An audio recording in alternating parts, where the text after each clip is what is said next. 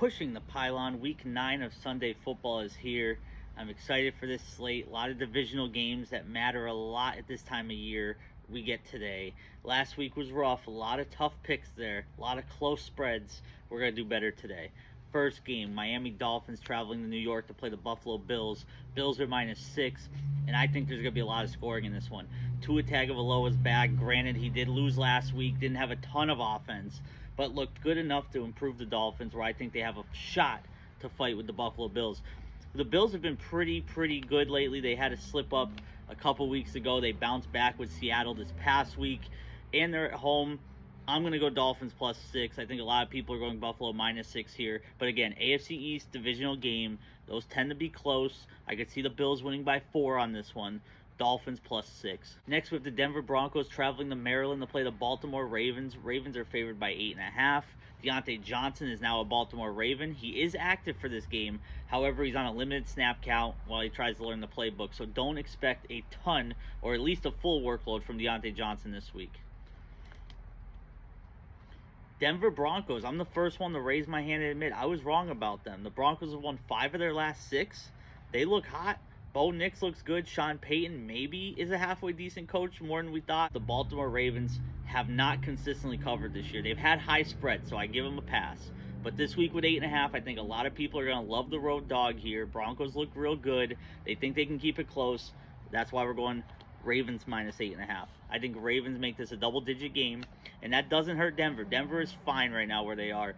Ravens need this win. Lamar needs to get back on the MVP race, MVP track. Lamar Jackson -8.5. Baltimore Ravens. Next, we have the Los Angeles Chargers traveling to Cleveland to play the Cleveland Browns. Chargers are -1, and this is my odd line of the week. I don't think the Chargers should be favored by only 1 point. I think they should be favored by at least a field goal. I think even more than that, personally, the way the Browns are this year. But at least a field goal would have had my eye catch this game as much as it did. I'm not going to zigzag on this one, though. I do think the Chargers win this game. The line will not scare me away in this case. Chargers are simply a better team. Chargers need to get back on track, get hot here this time of year. The Chiefs are going to win their division. Chiefs are undefeated. And even if they don't, the Broncos are giving them a tough time to have sole second place.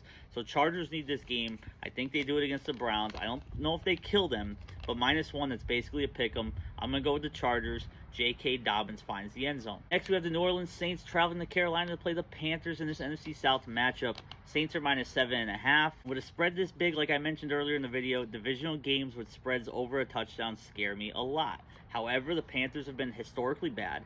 You've seen me pick the Panthers many weeks now with the points, and it hasn't worked any of those weeks. So this week, we're going to go ahead and take the Saints -7.5.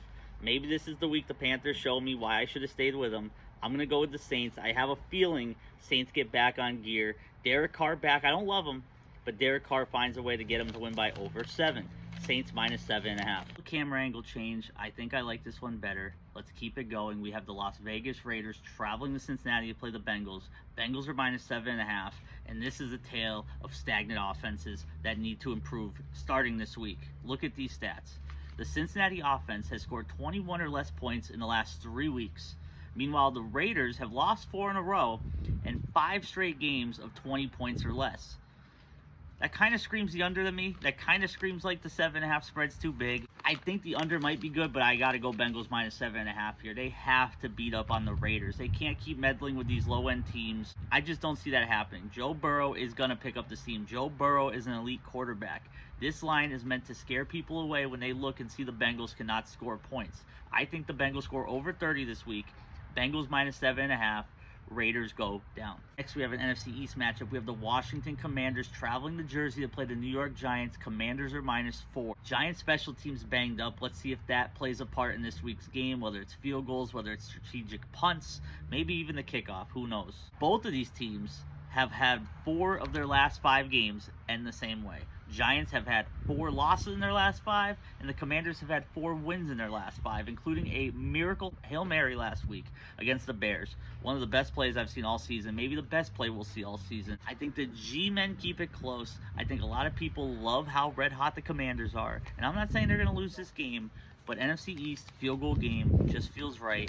That little kick, that little extra point is going to mean the world. Give me the Giants +4. Next, we have the Dallas Cowboys traveling to the ATL to play the Atlanta Falcons. Falcons are -3.5, and this is my official look at the trap. walk right into it, put head first, dive right into it, play of the week. I'm going Cowboys plus 3.5 here. I don't think the Falcons are going to beat up on the Cowboys too much. Maybe it's a high-scoring game. Maybe the defenses get thrashed. Cowboys have disappointed me all season, don't get me wrong. I think this is the game they maybe win outright. The Falcons being minus 3.5 here is a little odd to me. A little odd. I get it. Cowboys don't look good at all. But 3.5, you'll give me that extra hook too?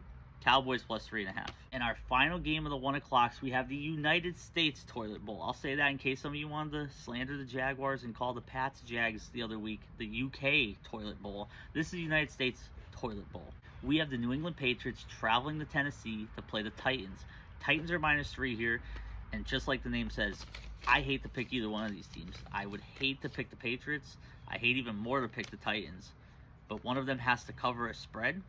Give me the other one. I'm going Patriots plus 3 here. I think the Patriots are bad, but I think the Titans are bad football team. And the Pats, don't get me wrong, they're a bad football team too. Just a slightly better bad football team. Pats plus 3 is my pick. Hopefully it doesn't go too haywire. Those have been my early picks. Make sure you're following. Around halftime, we'll post the late game slates. A lot of those games I like. Make sure you're tuned in to Pushing the Pylon.